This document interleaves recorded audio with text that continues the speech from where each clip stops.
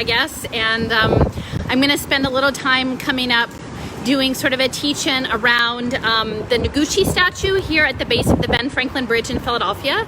And part of that is the Ben Franklin lightning bolt. And so I've got my various things with me, my little kit, basket of tricks. But I just, on my way up, I'm walking from the parking spot, and I wanted to mention, I'm about a block away from the sculpture, but this is part of the mural arts project. So I just wanted to document that this piece, which is eerily sort of dystopia, holographic Philadelphia, was finished last year, and it's called Electric Philadelphia. And the last few years I've been saying I feel more and more like I'm living in a Blade Runner environment, as we know the use of light and LEDs and optogenetic type of installations and public art, and the programming of public art and the propaganda of that. So I think it's useful just to sort of take a good look at what's going on with the public art scene and their emphasis of sort of a dehumanized built environment format that is got the UN SDG rainbows in there. It's got alternating LED lighting in there, and again the framing of it is electricity, which corresponds to the Noguchi sculpture that I'm going to go talk about in a few minutes. I know a lot of people lately have been everybody's working through their own issues and trying to figure out what to do next, and I have sensed some frustration on the part of people who are looking for solutions, and enough already, we know all the stuff, we don't need to know any more stuff, we just need the answer, and imagining somehow that any given person might have the answer for other people. And those of you who follow my work probably have a sense that my position is I'm not here to tell anybody what their answer is, and that while the odds in the material world seem very overwhelming, in the nanoscale world, life is on our side, and so we're figuring stuff out as we go along and learning as we go along, or at least I am. And so what solutions do I have? Well, I can only do solutions for me, and solutions that are grounded in my place of being here, being a not quite 30-year resident of Philadelphia, transplanted from the American South, and trying to interrogate systems of domination that have been sold to us through our educational systems as liberation, and interrogating the mythology and looking at what's happening to us through that lens. And I'm in a place that's steeped with history, including esoteric and occultic history, and financial history, and technological history, and there's just a lot going on here in Philadelphia. And so today I've decided, I've been looking in for a while to a sculpture, because as some of you know, my background is in art history, and so I have a particular interest in looking at the built environment. And I apologize for the sound quality. It's not going to be great because I'm actually at the base of the Ben Franklin Bridge here, and it's very noisy. Here, I'll give you a panorama of where I'm at. So I'm up on this plinth. The plinth looks to be from the time that the bridge itself was built, which is the late 1920s, the Ben Franklin Bridge.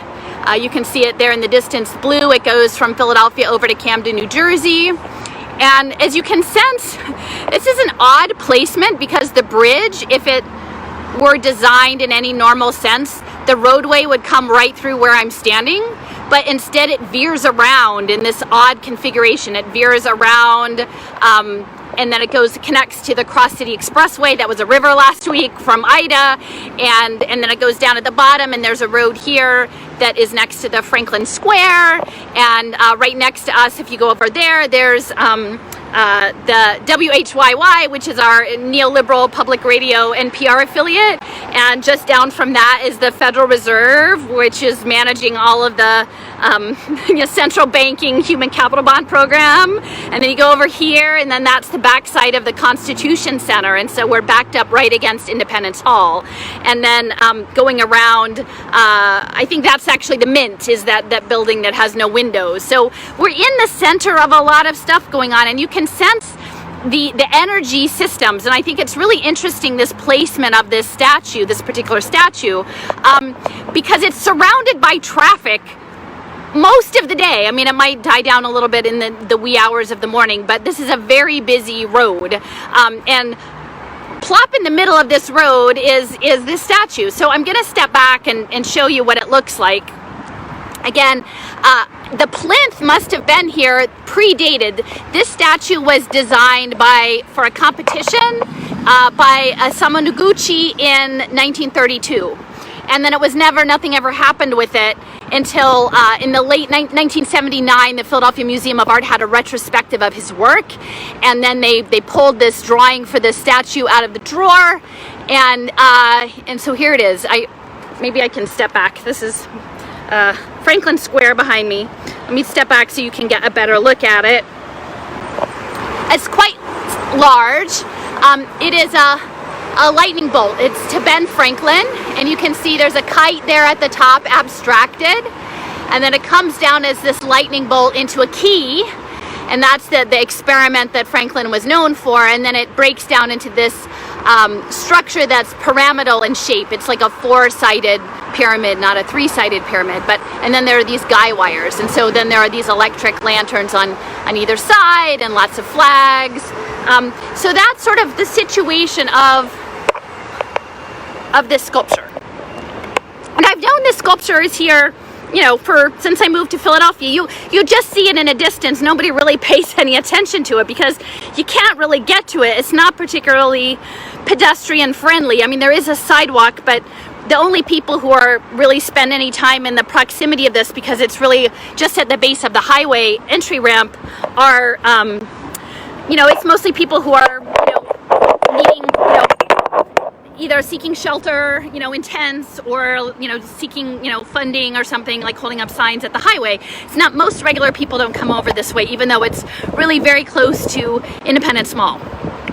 So the last few weeks I've been looking into a couple of pieces of artwork from the early 1930s. These are actually Mexican murals, including Diego Rivera's Detroit industry murals at the Detroit Institute of Art, of which one of those is a vaccine mural, and that was in 1932, which was the same year that the design for the sculpture was submitted.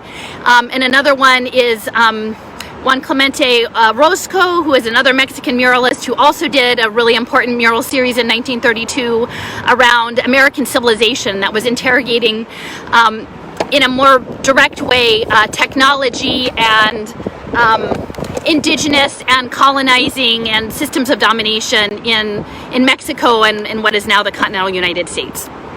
So, I'm looking at the dates, and then I'm like looking at this Noguchi statue, and I'm thinking, how does this all flow together? Of course, that was during the worst years of the Depression. And, the thing, when I revisited looking at this statue again, because for the longest time, Noguchi is a Japanese-American sculptor. He's passed, but he was really well regarded in sculpture with natural materials and furniture design. The Noguchi table is still in design. It was with the Ames folks, and landscapes and parks. He did a lot of different things. His reputation didn't get going till after the Second World War. But of his pieces, which are very abstract, he was influenced by Brancusi.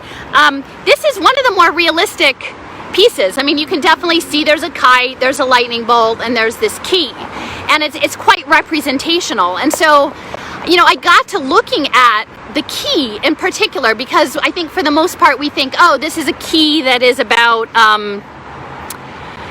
just the experiment. Ben Franklin's, he had a kite and a key, and he figured out electricity and lightning in a lightning storm. And no, it's more than that. A key is symbolic of a lot of different things. And more recently, a lot of us are paying attention to the concept of digital identity.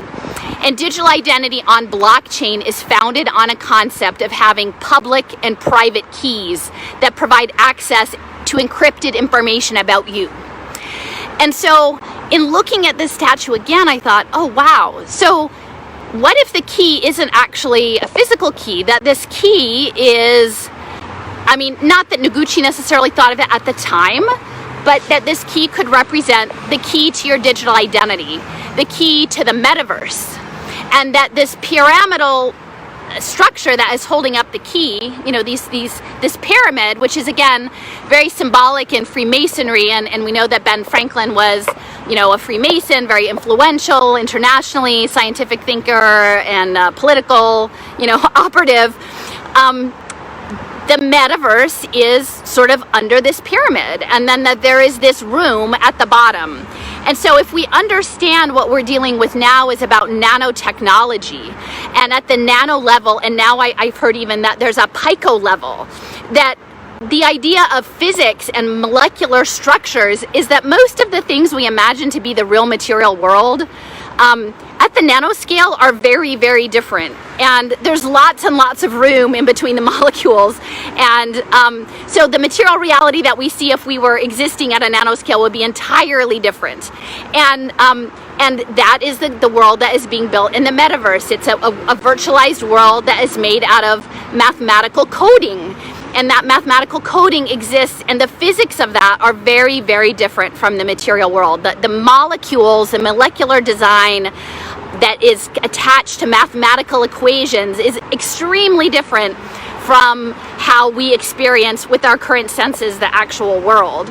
And so the other piece of this is that we know within nanotechnology is nanoelectronics.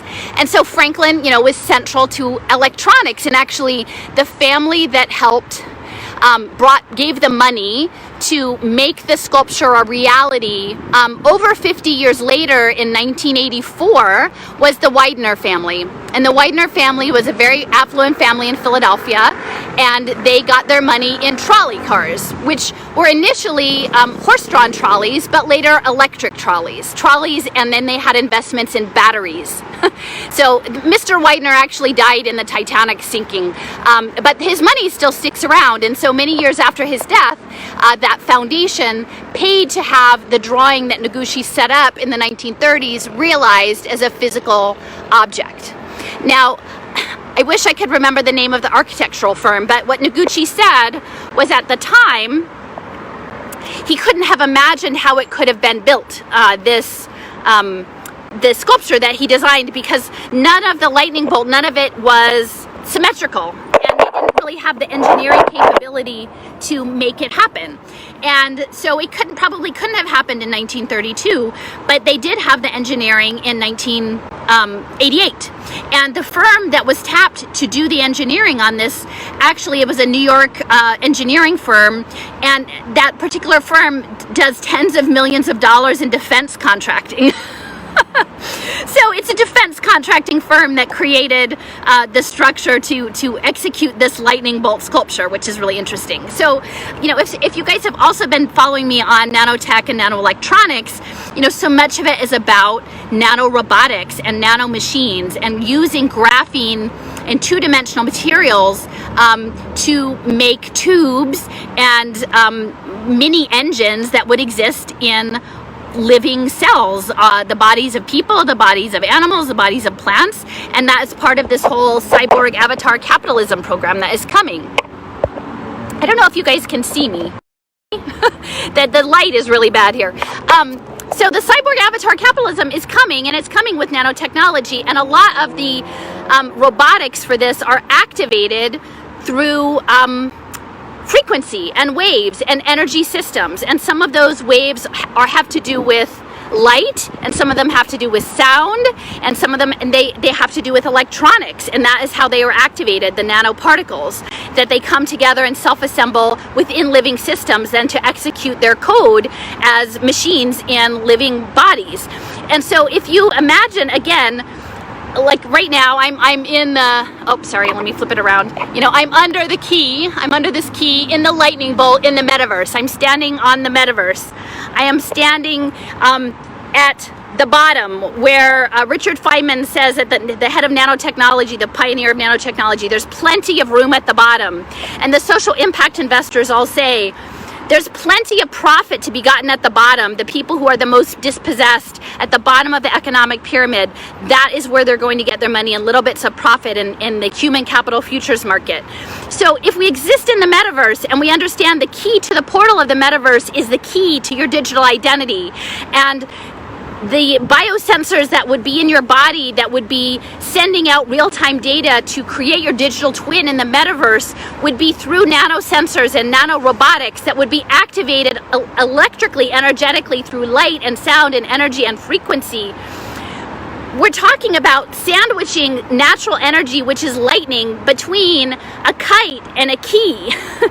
And in that, it is taking a natural energetic system and harnessing it to the supremacy of humans and to humans to control the natural systems. And I think that is what we are dealing with in this moment, is this sort of existential crisis that is the extension of a Western Enlightenment scientism worldview that goes back at least as far as, Bacon, to look at the world as something that can be dominated and managed by humans. And so I'm here to say, I don't think that's such a good plan.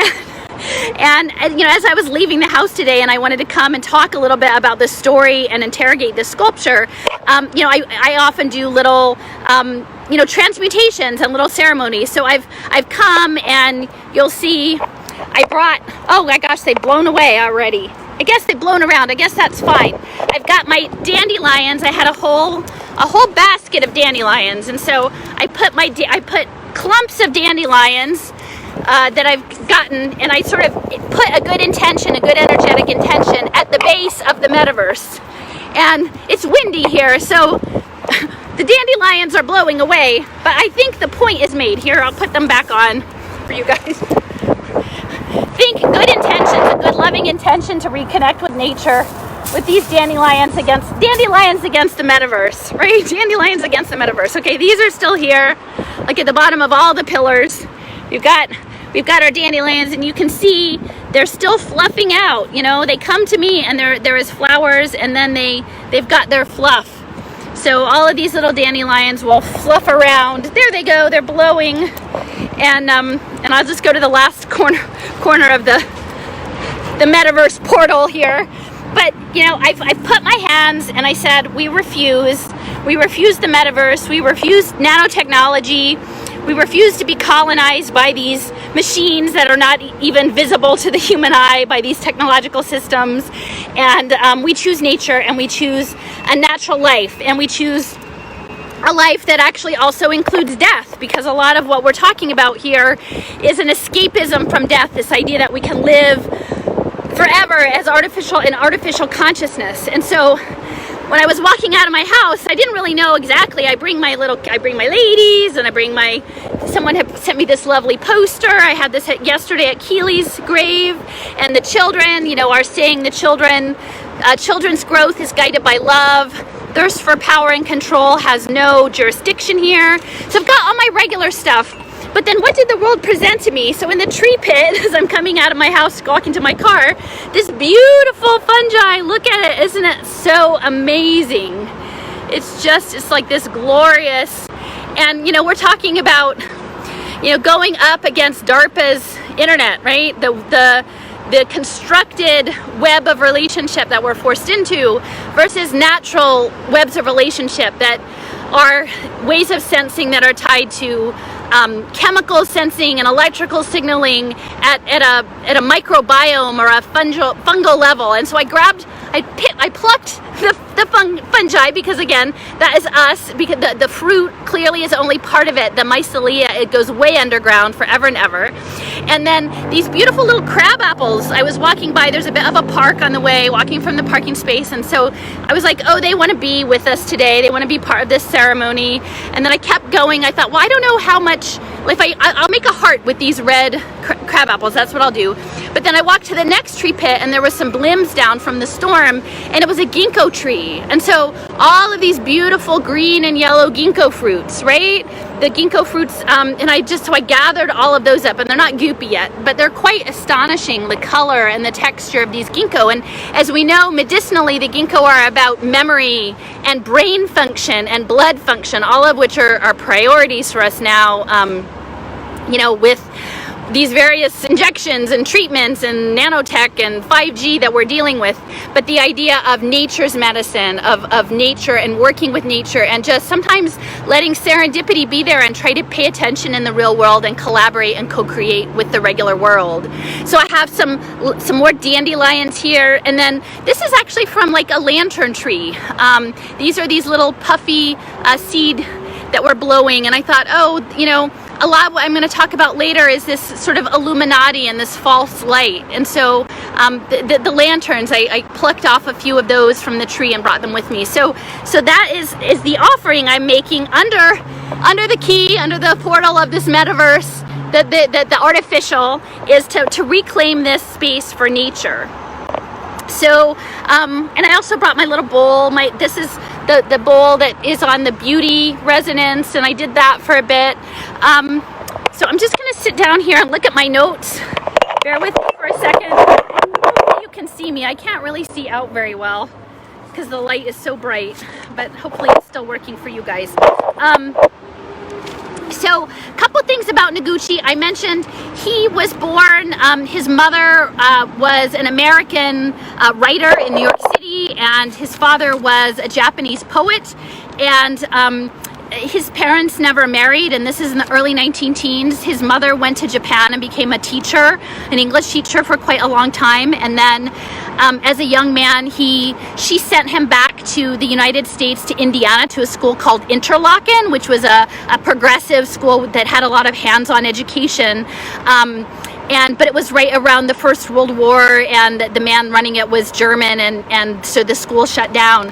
But eventually he moved on, and he spent some time at Columbia University in the 20s. He didn't finish his degree there, but again, after that time, but the Columbia School of Engineering is the center of technocracy. He was an apprentice to a sculptor in Connecticut. Oh, it's 4:30, the bells are ringing. He was an apprentice to a sculptor, and this sculptor, I can't remember his name, but he actually was the person who created Mount Rushmore and Stone Mountain, right? So again, the mythology of these massive public, those weren't really public works, but these massive works representing sort of the mythos of America, and that's who he was apprenticed to. And he did a lot of work in the 20s and 30s and didn't really get anywhere. Like I said, this commission it wasn't a commission, but this contest submission was 1932. It was put in a drawer. In the later 30s, he went to Mexico and had one of his first big public commissions. And at the time, he was a lover, among many, I guess, of Frida Kahlo, and evidently Diego Rivera went and chased him out of bed with a gun. So he was part of this sphere. He was associates with Buckminster Fuller, and there's a photo of him riding around in Fuller's Dymaxion car. So he was part of sort of a high-profile intelligentsia in the New York area. And his first big work was at Rockefeller Center, and the Rockefellers were funding a lot of these art projects. But shortly thereafter came World War II, and then the internment of the Japanese Americans. And evidently, since he was an American citizen and only half Japanese, but he volunteered to go and be interned in Colorado, in one of the internment camps in Colorado, and write about it. So he was living this two sides of life, right? And when he had come back and submitted this particular sculptural program, he said he really had a very close attachment to the United States and to the idea of Ben Franklin. And again, Ben Franklin is symbolized by this industriousness, right? The industriousness, the inventiveness of America.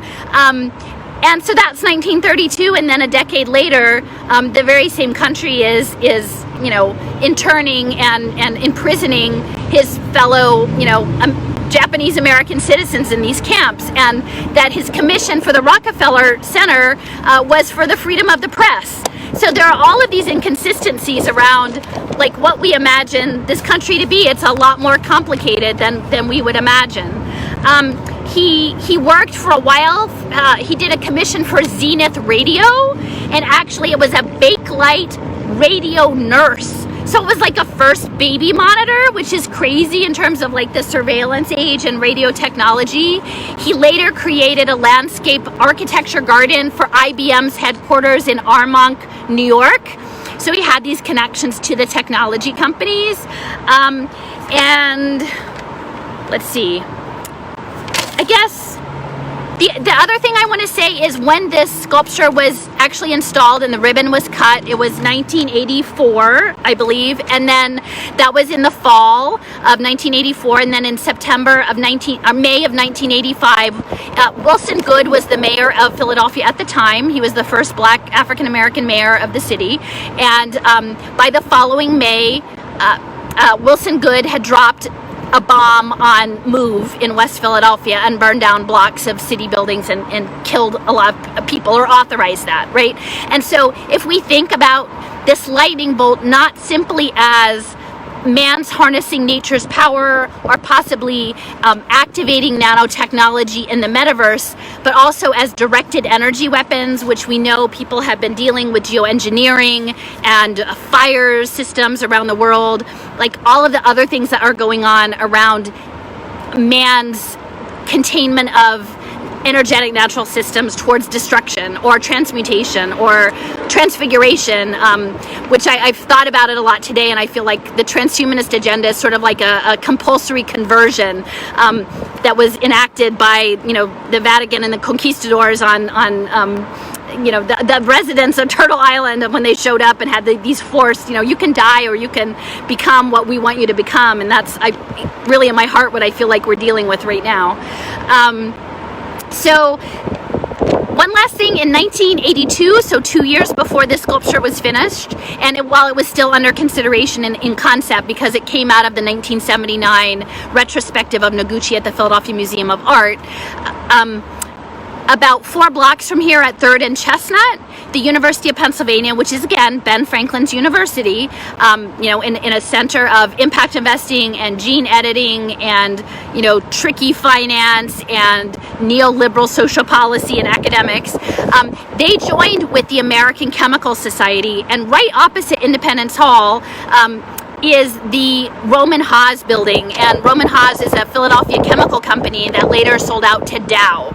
So Philadelphia, the greater Philadelphia area and New Jersey has a lot of chemical and pharmaceutical companies, has for a century, and they got together with Penn and created the Chemical Heritage Society in 1982. And then over time, that institution, which houses a museum and archives that really lift up the role of chemistry in life sciences, has pivoted into biotechnology.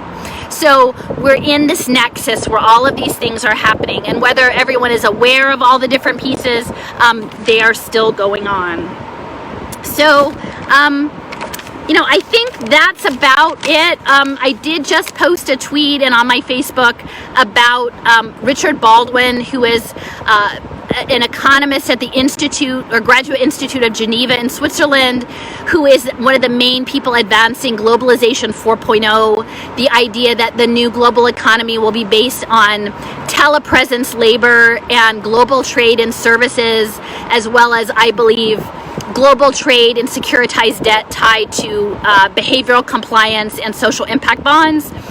And what he has said essentially is that what is coming with globotics or remote robotics that will enable the global trade in services and knowledge work well beyond what we now currently have with platform labor is about there's a separate physics, and that the physics of moving physical material goods, it has its limitations, right? It has its limitations on supply chain tracking. It has its limitations around fuel. It has its limitations about navigating oceans and air to get the goods where they're supposed to be in the time they're supposed to be there.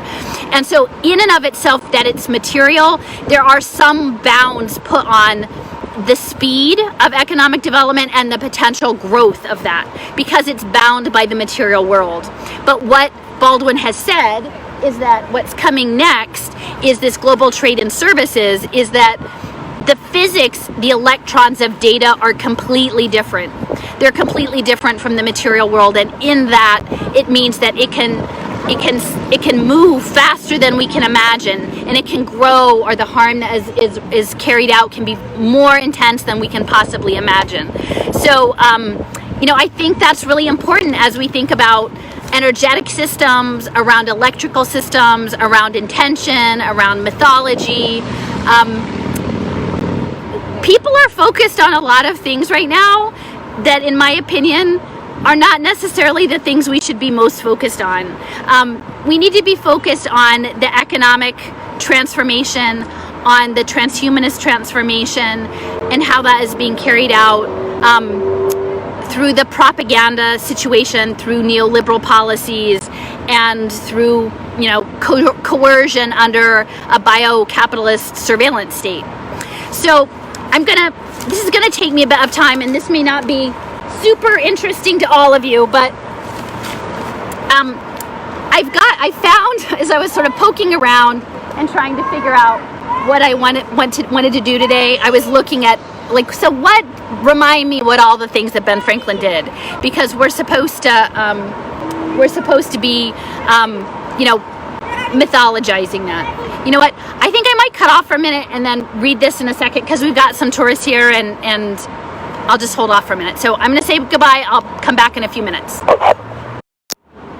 Okay, I'm back. I didn't think anybody came up here, but there's a family up here enjoying the view, so that's a good thing. But as I was saying, so just to get back, this is a continuation of my my live from earlier on the last few moments about I'm here at the Noguchi statue, the Ben Franklin lightning and key, and I'm here with my offering of love and transmutation against man's harnessing of natural energetic life into something that is tied to nanotechnology and biotech and life sciences, which are not the thing I'm particularly about.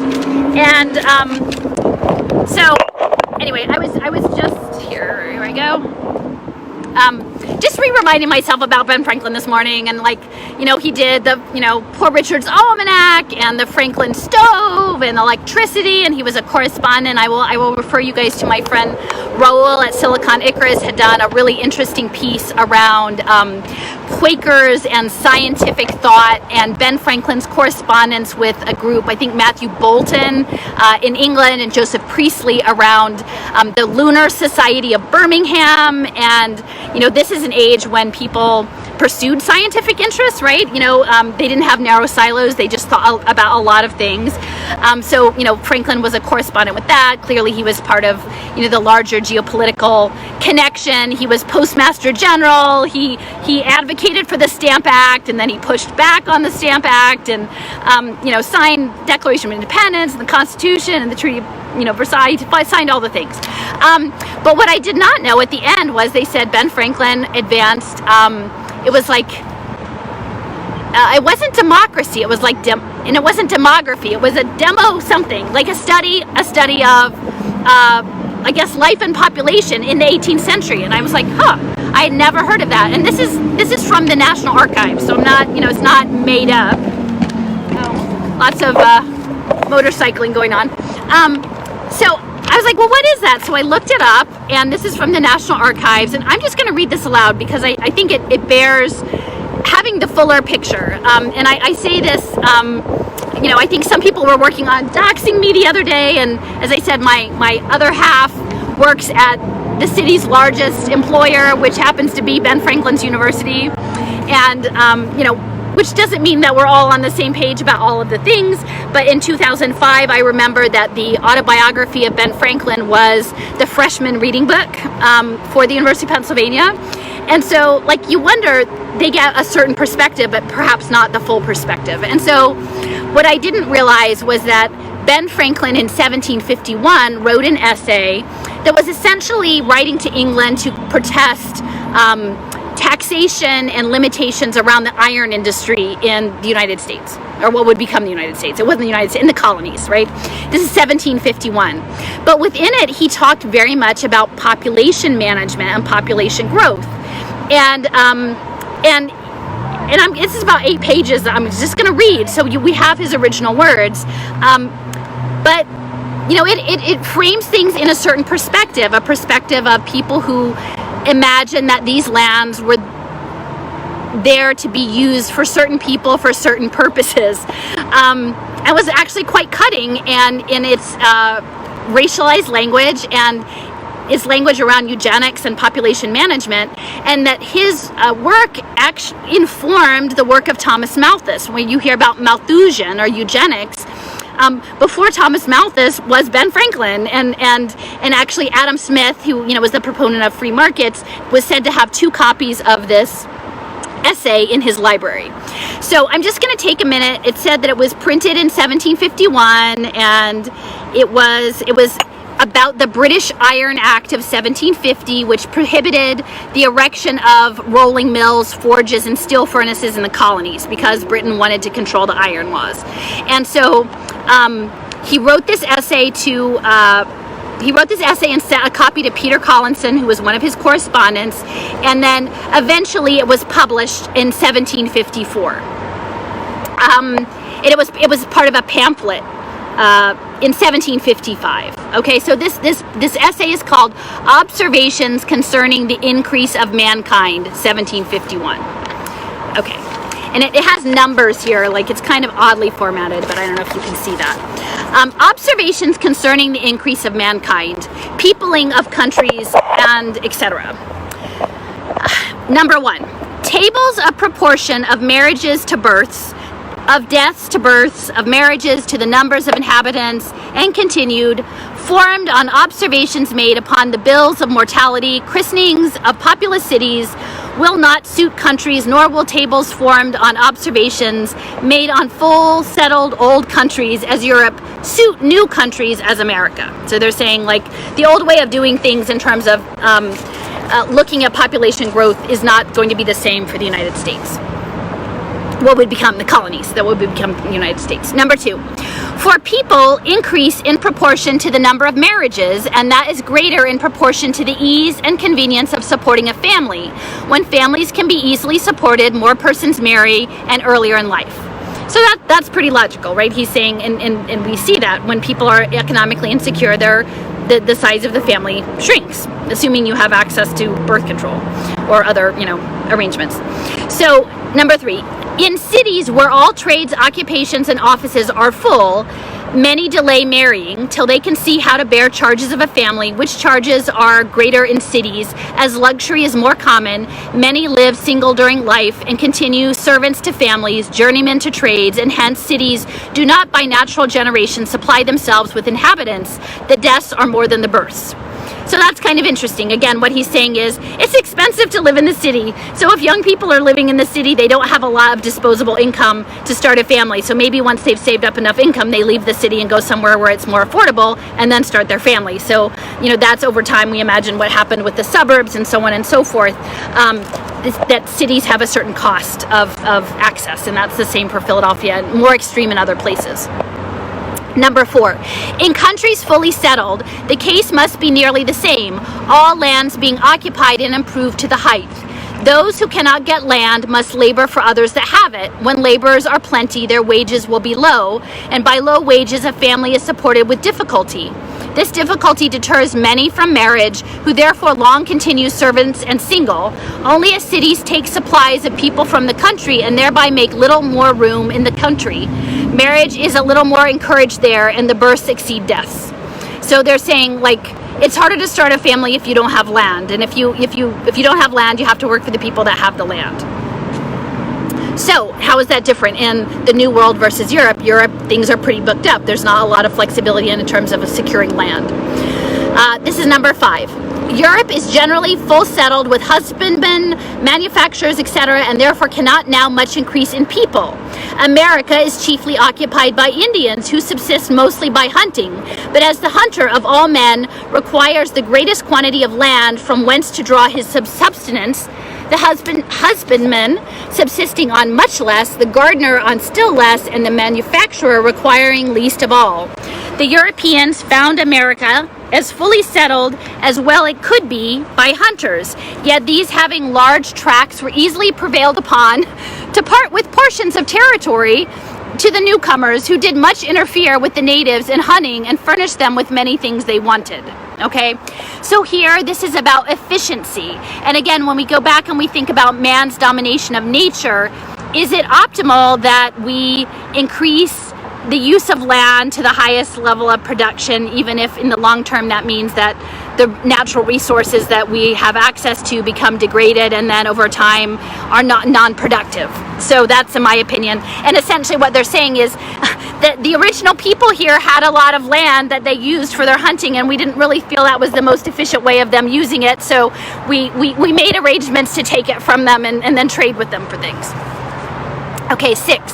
Land being thus plenty in America. Again, this was land that was already occupied by other people, but not as efficiently as Europeans would think they wanted. So lands thus being thus plenty in America and so cheap that a laboring man that understands husbandry can in a short time save money enough to purchase a piece of new land sufficient for a plantation, whereupon he may subsist a family such as are not afraid to marry, for even if they look far enough forward to consider how their children when grown up are to be provided for, they see that more land is to be had, all rates relatively equally easily, all circumstances considered. So by the colonies having land, which was indigenous land, but the access supposedly to as much land as you would want would mean that there would not be as much limitations in the population growth. Okay. Hence, number 7, marriages in America are more general and more generally early than in Europe. And if it is reckoned there that there is but one marriage per annum among 100 persons, perhaps we may reckon here 2. And if in Europe they have but 4 births to a marriage, many of their marriages being late, we may here reckon 8, of which only half grow up, and our marriages are made reckoning one with another at 20, our people must at least be doubled every 20 years. So they're saying that because people are able to marry earlier, the birth rates in the colonies will be greater. And my understanding is what happened within this particular essay is that it was meant to sort of, Franklin intended it to have Britain like back off of the iron, controlling the iron, but what really happened was that the crown got really concerned about possible population growth of uncontrollable Americans overthrowing them, and it made them worried, so it kind of backfired on Franklin's actual intention. Okay, number 9, the danger therefore to these colonies interfering with their mother country in trades that depend on labor manufactures is too remote to require the attention of Great Britain. Okay. But in proportion, number 10, to the increase of the colonies, a vast demand is growing for British manufactures, a glorious market in the power of Britain, in which foreigners cannot interfere, which will increase in a short time even beyond her power of supplying, though her whole trade should be to her colonies. Therefore, Britain should not too much restrain manufactures in her colonies. A wise and good mother will not do it. To distress is to weaken, and weakening children weakens the whole family. So what Franklin is saying here is like, hey, we're going to buy your stuff, your manufacturers. You should treat us well, because otherwise, we're your market. We are your market. Number 11, besides, if the manufacturers of Britain, by reason of the American demand, should rise too high a price, foreigners who can sell cheaper will drive her merchants out of foreign markets. Foreign manufacturers will thereby be encouraged and increased, and consequently foreign nations, perhaps her rivals in power, grow more populous and more powerful, while her own colonies, kept too low or unable to assist her or add to her strength. So they're saying, let us be strong and we will have your back. Okay, number 12, this is a longer one. 'Tis an ill-grounded opinion, that by the labor of slaves, America may possibly vie in cheapness of manufactures with Britain. The labor of slaves can never be so cheap here. Sorry. I don't want these blowing away. I want to do something with them later. Okay. The labor of slaves can never be so cheap here as the labor of working men in Britain. As anyone may compute it, interest of money is in the colonies from 6 to 10%. Slaves with another cost 30 pounds sterling per head. Reckon then the interest of the first purchase of a slave, the insurance or risk on his life, clothing, diet, expenses and sickness, loss of time, loss of neglect of business. Neglect is natural to the man who is not benefited by his own care or diligence, expense of a driver to keep him at work, and pilfering from time to time, almost every slave being by nature a thief. And compare the whole amount with the wages of manufacture of iron or wool in England, you will see that labor is much cheaper there than it can ever be by Negroes here. Why then will Americans purchase slaves? Because slaves may be kept as long as man pleases or has occasion for their labor, while hired men are continually leaving their master, often in the midst of business, and setting up for themselves. So, again, here Franklin has very particular ideas about enslaved people and their use in the economic construct, and that they are, but even so, he feels that it's cheaper if you're in a labor market where people have to work for you and can't go elsewhere because there is no land to escape to. That means that the cost of labor is lower, such as in Europe and Great Britain. But in the colonies, if you're a laborer and you don't feel like a paid laborer, you could just go on, manifest destiny, right? Leave and go on to some other opportunities, and that's why they have slaves, even though, according to Franklin, that they are not necessarily cheaper when you factor in all of the other aspects, cost aspects that include insurance, which is part of this whole pay for success finance deal. And again, I would encourage you, if you look at Raul Silicon Icarus's piece about I think it's the Lunatics is in there somewhere, about Ben Franklin and the Lunar Society of Birmingham. They talk about enslaved people and freedom and Quakers. And so we like to present that Philadelphia is the city of brotherly love, and that we are also great and wonderful about, free blacks here. But clearly Ben Franklin is looking at enslaved people in a very calculated economic fashion here. In a derogatory fashion, honestly. So, number 13, as the increase of people depends on the encouragement of marriages, the following things must diminish a nation. 1, the being conquered, for the conquerors will engross as many offices and exact as much tribute or profit of the labor of the conquered as will maintain them in their new establishment, and this diminishing subsistence of the natives discourages their marriages, and so gradually diminishes them, while the foreigners increase. So that's removal of indigenous people and conquering them. 2, loss of territory. Thus Britons, well, this is talking about England, thus Britons being driven into Wales and crowded together in a barren country, insufficient to support such great numbers, diminished, till the people bore a proportion to the produce, while the Saxons increased in their abandoned lands, till the island became full of English, and were the English now driven into Wales by some foreign nation, there would be in a few years' time no more Englishmen in Britain than there are now people in Wales. Loss of trade. Manufacturers exported draw subsistence from foreign countries for numbers, who are thereby enabled to marry and raise families. And if the nation be deprived of any branch of trade, no new employment is found for the people occupied in that branch, and they will soon be deprived of so many people. So again, this is lockdowns. This is what we're looking at now. Loss of food. Suppose a nation has a fishery, which not only employs great numbers, but makes food and subsistence of the people cheaper. If another nation becomes master of the seas and prevents the fishery, the people will diminish in proportion, as the loss of employ and dearness of provision makes it more difficult to support a family. Again, that is what we're dealing with now. Control of the food supply chain, and destruction of food to control populations, and control of food to control the transhumanist agenda tied to GMO food and nutraceuticals. This is back to a quote. People not only leave such a country and setting abroad, incorporate with other nations, lose their native language and become foreigners, but the industry of those remaining is discouraged. The quantity of subsistence in the country is lessened, and the support of the family is more difficult.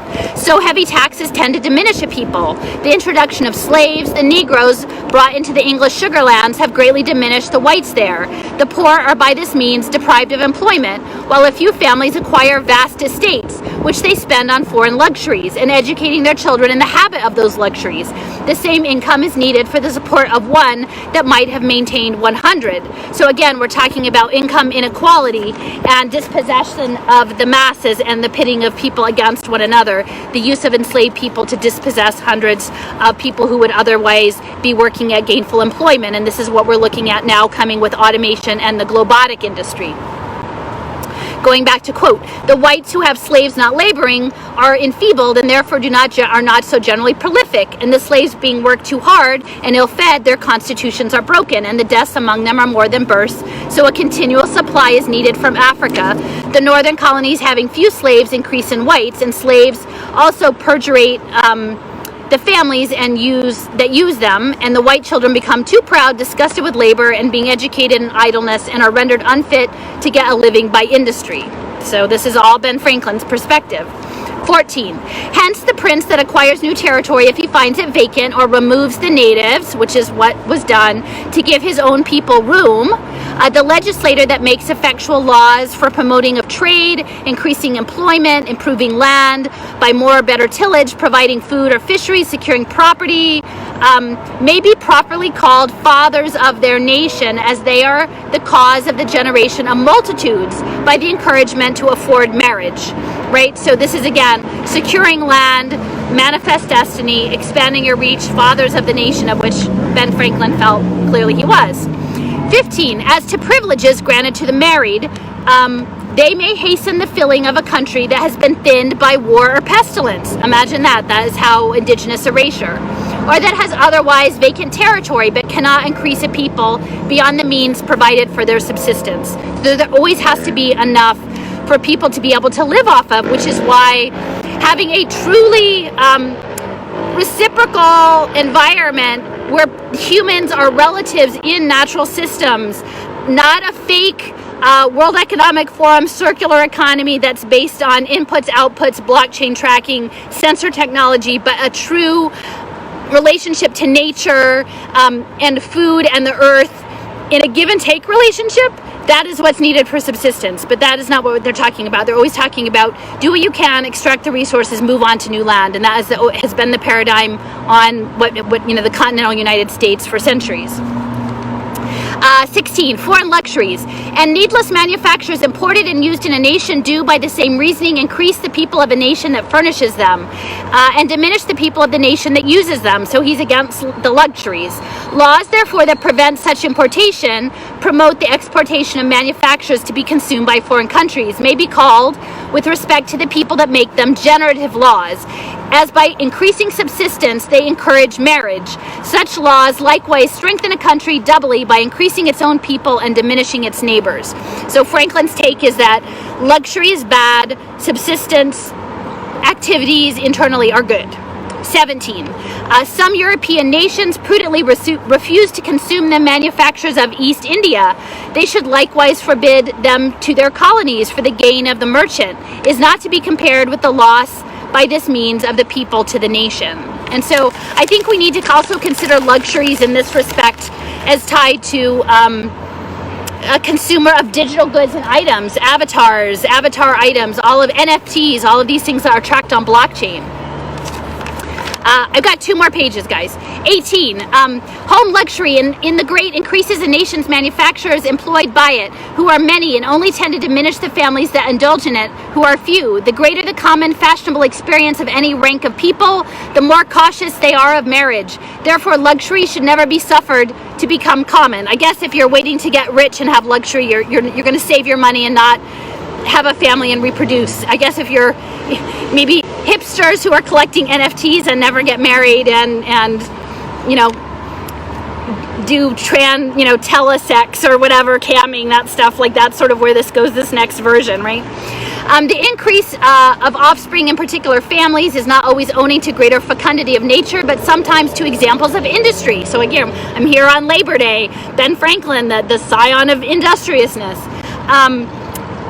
Going back to a quote, sometimes to examples of industry in the heads and industrious education. Again, education is training the youth for what industry wants, by which the children are enabled to provide better for themselves, and their marrying early is encouraged from the prospect of subsidence, so early marriage. Sorry, too many motorcycles.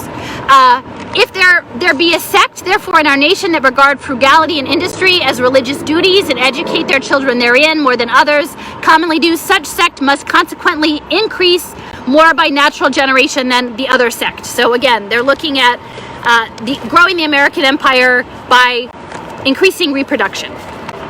21. Okay, the importation of foreigners into a country that has as many inhabitants as the present employments and provisions will bear will be, in the end, no increase of people unless the newcomers have more industry than the natives, and they will then provide more subsistence and increase in the country. But they will gradually eat the natives out, and nor is it necessary to bring in foreigners to fill up an occasional vacancy in our country, for such vacancies, if the laws are good, will soon be filled by natural generation. Who can find the vacancy made in Sweden, France, or other warlike nations by the plague of heroism 40 years ago in France, by the expulsion of the Protestants in England, by the settlement of her colonies or Guinea, or by 100 years exportation of slaves that has blackened half America. The thinness of inhabitants in Spain is owing to national pride and idleness and other causes rather than to the expulsion of the Moors or to making of new settlements. Okay, so I guess it's looking like they don't really want newcomers in. It's just to reproduce the recent immigrants, right? But also dispossess the original inhabitants. 22, there is in short no bound to prolific nature of plants or animals, but what is made by their crowding and interfering with each other by means of subsistence. Was the face of the earth vacant of other plants, it might gradually be sowed and overspread with one kind only, as for instance with fennel, and were it empty of other inhabitants, it might in a few ages be replenished from one nation only, as for instance with Englishmen. Thus there are supposed to be now upwards of 1 million English souls in North America, though 'tis thought scarce 80,000 have been brought oversea, and yet perhaps there is not one of the fewer in Britain, but rather many more on account of the employment the colonies afford to manufacturers at home. This million doubling supposed but once in 25 years will in another century, be more than the people of England, and greatest number of Englishmen will be on this side of the water. What accession power to the British Empire by sea as well as land? What increase of trade by navigation? What numbers of ships and seamen? We have been here but limited more than 100 years, and yet the force of our privateers in the war united was greater both in men and guns than half the whole British Navy in Queen Elizabeth's time. How important an affair then to Britain is the present treaty for settling the bounds between her colonies and the French, and how careful should be to secure room enough, since on the room depends so much increase of her people. And my understanding is this section about plants and animals continuing as long as there are resources, that is the part that was informing Malthus on his idea of scarce resources and reproduction. 23. Okay, I'm almost done. 23. In fine, a nation well regulated is like, okay, this is important. Polyphus, take away a limb, its place is soon supplied, cut it in two, and each deficient part shall speedily grow out of the part remaining. Thus, if you have room and subsistence enough, as you may by dividing, make 10 polyps out of one, you may make one of one make 10 nations, equally populous and powerful, or rather increase a nation tenfold in numbers and strength. So they're just saying, as long as it is well regulated, even if you cut things off, you will continue to grow. So these last two paragraphs are the ones that I really wanted people to hear. This is the summation. And this says where Franklin is coming from, and I will again say that he was a Freemason member of the Illuminati, Enlightenment, Illumination, light, and whiteness is really what he's talking about here. And since detachments of English from Britain sent to America will have their places at home soon supplied, and increase so largely here, why should the Palatine Boers be suffered to swarm into our settlements and by herding together establish their language and manners to the exclusion of ours? Why should Pennsylvania, founded by the English, become a colony of aliens who will shortly be so numerous as to Germanize us instead of our Anglifying them, and shortly be and will never adopt our language or customs any more than they can acquire our complexion? Okay, so he wants an Anglican, an anglicized Pennsylvania, right? The city of brotherly love and the Quakers, that is where we're at. This is the last paragraph, which leads me to add one remark, that the number of purely white people in the world is disproportionately very small. All Africa is black or tawny, Asia chiefly tawny, America, exclusive of the newcomers, wholly so. And in Europe, the Spaniards, Italians, French, Russians, Swedes are generally what we call swarthy complexion. Also are the Germans, the Saxons only excepted, who with the English make the principal body of white people on the face of the earth. I could wish their numbers were increased. And while we are, as I might call it, scouring our planet by clearing America of woods, and so making this side of our globe reflect a brighter light to the eyes of inhabitants in Mars or Venus, why should we, in the sight of superior beings, darken its people? Why increase the sons of Africa by planting them in America, where we have so fair an opportunity by excluding all blacks and tawnies of increasing the lovely white and red? But perhaps I am partial to the complexion of my country, for such kind of partiality is natural to mankind. So I'm just going to read this one sentence again, okay? I wish their numbers, this is the principal body of white people, I wish their numbers were increased, and while we are, as I may call it, scouring our planet by clearing America of woods, meaning removal of original people, and so making this side of our globe reflect a brighter light to the eyes of inhabitants in Mars or Venus, why should we, in the sight of superior beings, darken its people?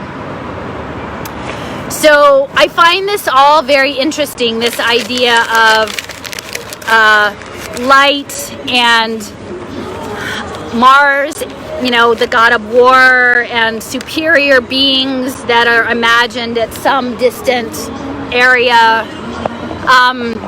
You know, and what this means, because also I'm not very far from the 7th Ward in Philadelphia, where W.E.B. Du Bois wrote the Philadelphia Negro with the father of sociology, of looking at all of the economic constraints that Franklin outlines here about growing healthy, stable, economically stable families and having a healthy society, of essentially carving out Pennsylvania as this luminescent white space. And I'm not saying this from a wokeness or whatever, but I'm just saying this is our this is what we have to sort of grapple with when we're understanding, interpreting what we're in, because what we're dealing with is you know, it is Malthusian, it is about eugenics, it is about population control. They know the playbook. They've known it for a long time, right? You control access to economic opportunity, you control access to food, you control access to land, and in doing so, you control the people. And then you can control, in controlling individuals, you control society, and also especially controlling the children through the educational process. So I just want to, again, look around. You know, we've got the kite, you know, the man-made construction, the lightning bolt of nature, the key, the metaverse, the plenty of room at the bottom, and then how do we conduct ourselves in this moment when really, you know, I bring the moms along, and, you know, I've given some of the moms away. The moms I have with me today are melanated moms, I guess you would say, and I think it's really important to know that in the space of looking at the pineal gland and melatonin and melanin, things are all connected. That spirituality and the hardening of the pineal gland and the shutting down of our spiritual connection to the earth is part of this larger conversation. The social engineering, the genetic engineering that's happening, the social physics that are coming with the next phase of globalization. But I think if we look to work with nature, right? We look to you know, we work with the natural systems, and we're surrounded here. We're surrounded by these cars, and I want to speak a little bit more later about Diego Rivera's murals in Detroit and Ford. You know, Edsel Ford commissioning his works at the Detroit Institute of Art, including a painting on vaccination, and Fordism and the economics of the car industry, and moving towards autonomous vehicles and digital identity. Actually, you know, the digital identity I talked about earlier, about linking to the key, the public-private key on the blockchain, coming not only through the medical passporting, but also through driver's licenses and IDEMIA and travel passes. So, yep, here I am, you know, just to restate for those of you, right behind us is the Constitution Center. Behind the Constitution Center is Independence Hall, Mall Hall. We've got the Mint over there, and we've got the Federal Reserve, and then we have our national propaganda radio, neoliberal, you know, propaganda machine headquarters over here, and not far beyond we have the Dow headquarters, you know, like the Philadelphia headquarters, and the Chemical Society, and we've got nanotech, and you know, I'm just sitting here kind of contemplating the history and the present, and I've crunched this up. And I'm terrible with the lighter, but I'm hoping that I'm going to just burn up this speech with a few dandelions and a transmutation. I'm not going to do that on live because I'm never very good at it, but that is my goal. And to say that we come from a place of love. We come from a place of love and connecting to natural energetic systems, and not that we do it perfectly, but we do our best. And you know, I will say the other thing that keeps coming up lately in the end is there's some folks who are really fixated on putting certain labels on things. Communitarianism is one of these labels that folks are using. They contrast it with technocracy. People are very interested in like assigning the proper word to it. And for me, my frame is that this is about systems of domination, and it is about standing in for natural life from a place of sacred practice, and that this is something that goes back to the papal bulls. And I'm pretty sure that the papal bulls you wouldn't necessarily label as communitarianism. I don't know, maybe some people will try, and you're certainly welcome to have that be your worldview. But for me, my concern with advancing that particular framing is that a lot of this is about like word spells, right? And when you say things like we're against communitarianism, it's this idea that we can go alone, or that freedom and free agency is above all else. And I'm not saying that you can't believe that, but from my point of view, what we're living in is webs of relationship, relationality, reciprocity, that we don't exist outside the cosmos. And in fact, like our own physical bodies are the biggest community there is. Like the microbes that are in our intestinal tract that help us communicate with our brain and the vagus nerve. And even I remember in middle school, like the things about you know, the little creatures that live behind your eyelashes, and being totally freaked out. But now I think it's really cool. Like we're our own universe. Like we are literally our own communities. And so I have a lot of concerns when we latch onto this idea that our individual agency is above all community, because the reality is there is no way of escaping the nature of community. We are in it. And you know, I think it's exemplified by my beautiful fungi, you know, that I brought today, and the mycelia that is left, you know, in the tree pit where I came from, is that we are connected no matter what. Now, I think people should have agency in how they use their gifts and how they you know, do I want some totalitarian regime determining for me what community is? Absolutely not. Absolutely not. But I think for me, a lot of what this is like decide what story you're going to live in. What story are we living in? And the story I'm trying to live in is the story that we are called to stand in our truth from a sacred place, from a spiritual practice, to speak on behalf of natural life in this moment when the electrical engineers are seeking a forced conversion of body, mind, and spirit into a metaverse, into a militarized, controlled world that is not to our advantage, is not to our children's advantage. And I think we're really powerful. I think we're gonna do the things that we have to do. How much time do we have? I don't know how much time we have. You know, I'm still struggling with the fact that the place that I have shared my gifts in employment may not be available to me much longer, and that's a really hard thing. But we have to live in our truth. And for me right now, the truth is looking with a really critical eye at the history.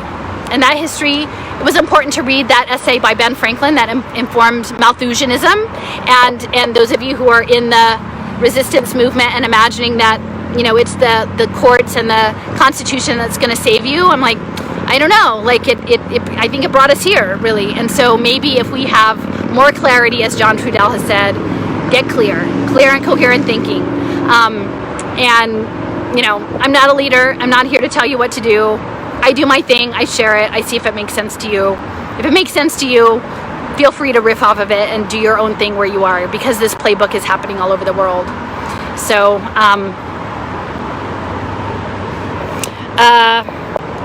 maybe I will just sing. So I have this little thing. This is my little offering. So I'll sing our little song that we sang before. Forget your perfect offering. Just ring the bells that you can ring. There is a gap in everything. That's how the light gets in. That's how the light gets in. Love, guys.